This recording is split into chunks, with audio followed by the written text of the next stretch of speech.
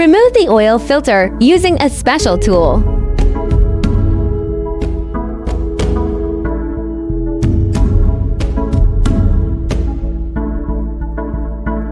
Use a special tool to remove the base fixing bolts.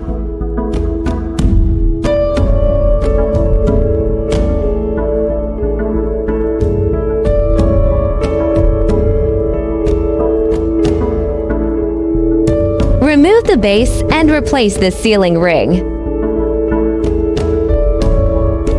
Install new sealing rings. Apply a ring of fresh engine oil to the surface for lubrication. Assemble together with base bolts.